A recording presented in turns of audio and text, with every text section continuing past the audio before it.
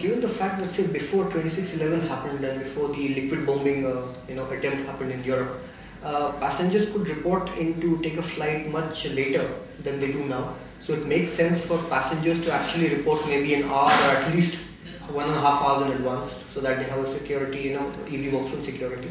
So do you think that passengers are really able to do this? Have we evolved a sense of timeliness so that we are reporting much ahead of time? That consciousness is definitely coming into passengers now, because they have understood that security is a way of life when you're traveling as a passenger by air, and you have to go through that process. And the later you reach, the more difficult it is for you to go through, because you realize that you're holding up a lot of systems and procedures, and you get delayed in everywhere, and there is a chance that you could miss your flight. And especially if you're carrying something which is, like I mentioned before, which is a dangerous good or something which is objectionable, it would involve further delays in opening your baggage and that item being removed and your bag being sealed again and being given to you. So, and however, the problem of airports moving further away from the cities is something that we need to consider. Like Bangalore and Hyderabad, for instance, Bangalore airport is about 40 kilometers from the heart of the city.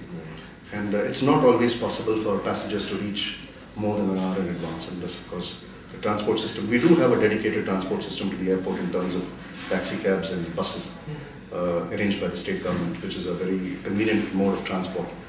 There is also a plan to have a high-speed rail link to the airport. And I'm sure this would definitely help passengers reach the airport in time. And the traffic of Bangalore also sometimes comes into play in restricting the movement of passengers freely. Right. The weather sometimes also does it. But passengers do come to the airport in time at this moment in time. I find that passengers are in time, most of them.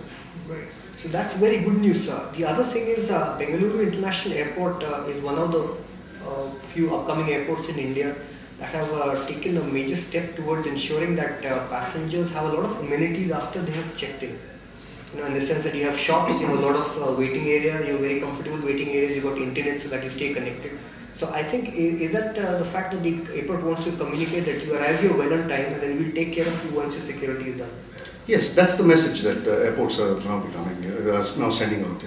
We want a complete passenger experience. We want to give that complete passenger experience, which includes a very pleasant passage through the terminal building.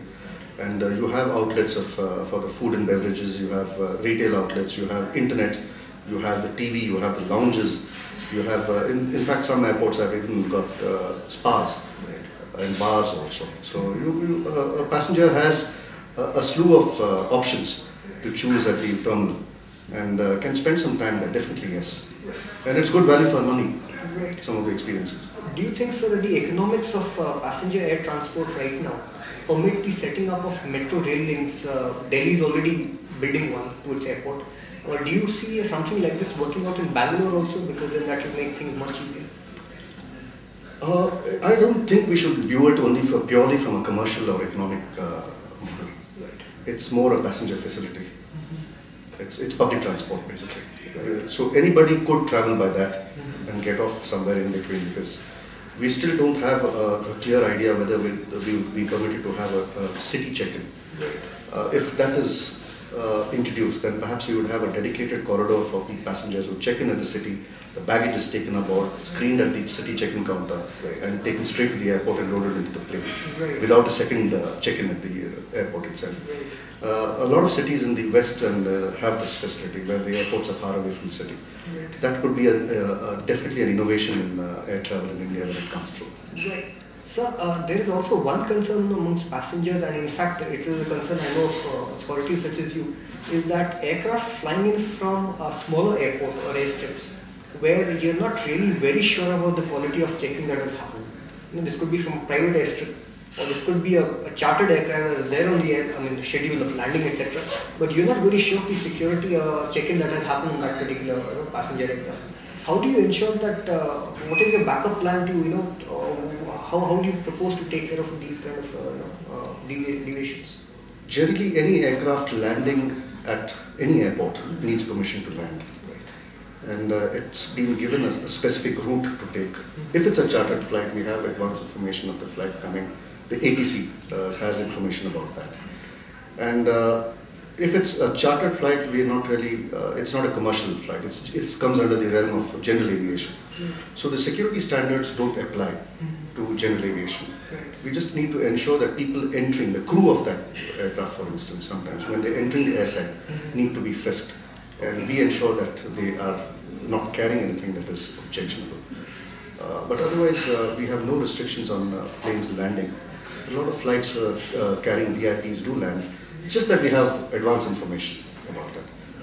Finally, sir, what is your vision ahead for in terms of ensuring security of passengers while at the same time providing them, like you said, more convenience and a better experience? That is a huge problem for us.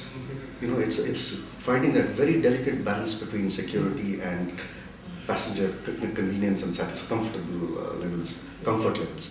Security has always been viewed as a huge irritant in one's passage through the airport, and again, it's a question of security awareness. You know, the passenger has to understand and realize that every security function at the airport is meant for him. Right. He's paying for it actually. Right. You know, there is something called the passenger service fee, Right. which every passenger pays. It's about 230 rupees in India on every ticket, a departing passenger, and out of which a sizable portion goes towards the payment of security.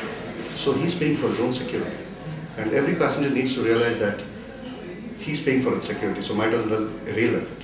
You know, avail that kind of security, the highest class of security. In fact, I feel that passengers should demand the highest class of security, the highest standard of security for themselves.